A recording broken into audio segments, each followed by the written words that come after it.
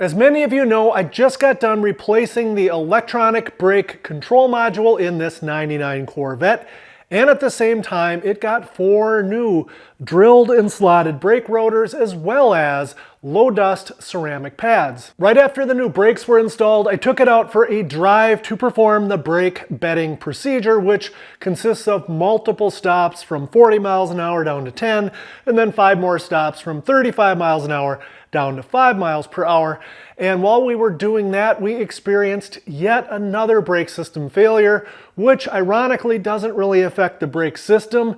It actually only deactivates active handling, which is very interesting. The other thing I find really interesting about this brake system component failure is that it only triggers the dash light and sets a diagnostic trouble code when we stop 3 times within the same driving cycle from a speed over 25 miles per hour. So right after we make that 3rd stop within the same driving cycle, the light comes on in the dash, a diagnostic trouble code is set, and we lose our active handling capability, but we retain anti-lock brakes and we retain traction control, which is also very interesting because a lot of times if you lose one of these systems, you lose all 3 of them. So let's go ahead and take the C5 for a spin and I'll show you exactly what I'm talking about. Generally speaking, a drive cycle starts when you start your C5 and it ends when you shut the engine off. I've sped the video up by 3 times.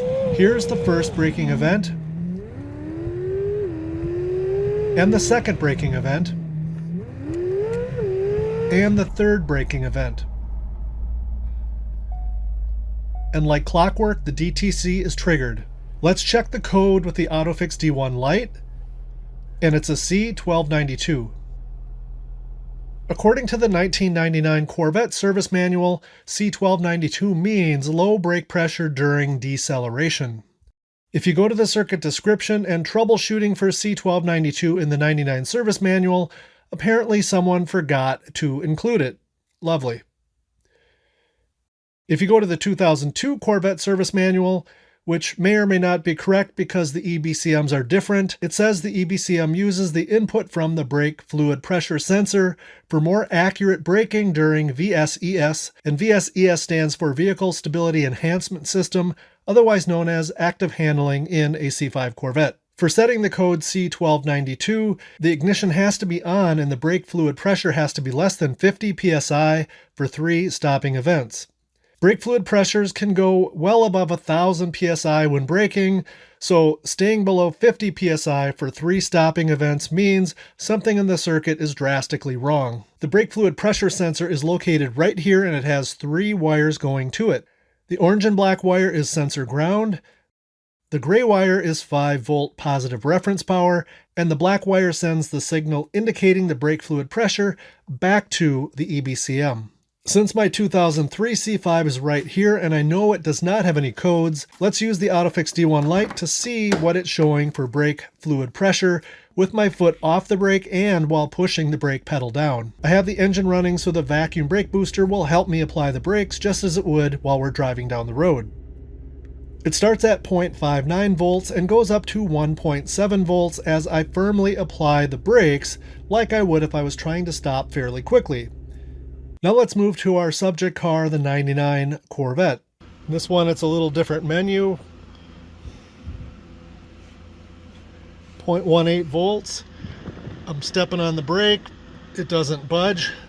And I'm going to start it too and see if with the extra boost from the vacuum booster, if it will change at all. The voltage stayed at 0.18 volts the entire time, even when I pressed the brake pedal down.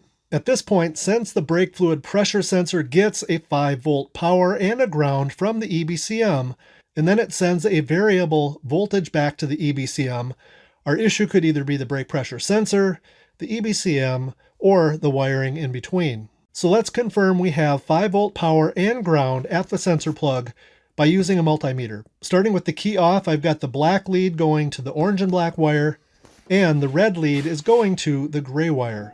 Survey says, and we have 5 volts, which is perfect. All right, so I've got the voltmeter set up and I've back probed the black wire to the brake pressure sensor, which is the feed wire that goes to the Ebcm to tell it the voltage related to the pressure that's in the system. So right now we're essentially at 0 volts. Once we turn the key on, that should go up. And it does, to 0.22 volts. And on the scan tool through the Ebcm, it showed 0.18. I think that's just a variance between the sensitivity of this voltmeter and whatever's inside the Ebcm that's measuring the voltage. Now, this should go up. Obviously, when you step on the brake pedal, the whole idea is the pressure goes up. So I'm going to do that now, hopefully.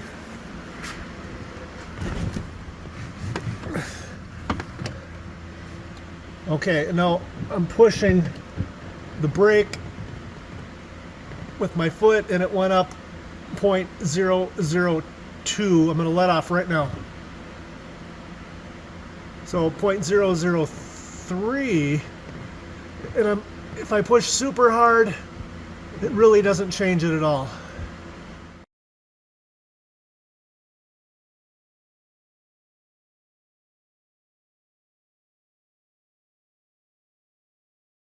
Okay, one last check I did to make sure the wiring has integrity from the plug on the brake pressure switch to the Ebcm is I unplugged the Ebcm.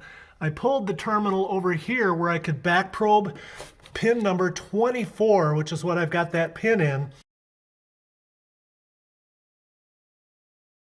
And with that connected to the voltmeter and the other side connected to ground, we have 0.22 volts, which tells me the integrity of the wiring is good as well. I hate throwing parts at a problem, which is why I prefer to investigate the circuit operation and test.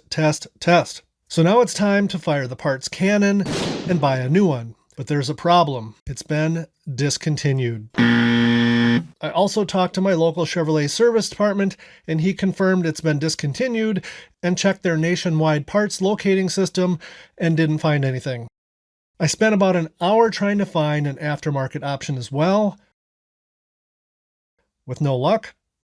If this was a 2001 through 2004 Corvette, a new brake pressure sensor is readily available, so something to be aware of. So our only option is to source a used one from an automotive recycler, and here's the one we purchased.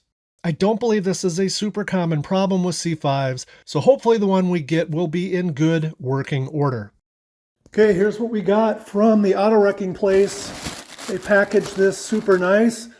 I like the fact they've covered the ends, which means that dirt, debris, and shit can't get dirt, debris, and stuff can't get inside there.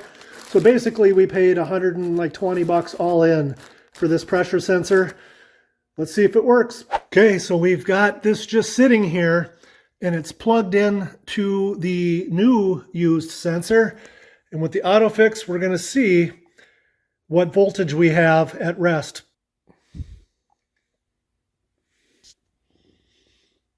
That's very reassuring. I like it. I'm going to go ahead and install it now based on that. Before removing the used sensor, I give it a quick cleaning and then it simply unscrews. This is exactly why you should bleed your brakes occasionally. It helps to flush out the grime that can accumulate over a 20-year period. I've got a cloth underneath the sensor as we will lose a little bit of fluid while swapping the sensors. Then quickly and efficiently, I simply remove the old sensor and immediately screw in the new one. Next, with an assistant, I'll bleed out any of the air that may have gotten in. Okay, push it down slowly. Tell me if it's going down. A little bit, but, well, yeah, it's going. Tell me when it's halfway down. Probably that. Okay, hold it there, hold it. And then tighten up the sensor. Okay, that's good. Thank you. Yep. Okay, we've got the new sensor in. This is the moment of truth. I'm going to push on the brakes. Look at that. Sweet. That is awesome. That should be fixed. Just got back from a test drive of 20 minutes. Probably made about 15 stops. And we've got absolutely no ABS lights whatsoever. Hopefully it stays that way. I'm going to call this one fixed. And once again, the AutoFix D1 light came through huge. I don't know that I could have made this repair without it. I probably could have, but it would have been a lot more work and less confidence in the decision to actually buy the new used brake pressure fluid sensor. That's going to do it for this one, guys. If you learned anything, go ahead and tap that thumbs up below. If you come here often, you might as well subscribe so you get notifications for the next video. And most of all, thanks for watching.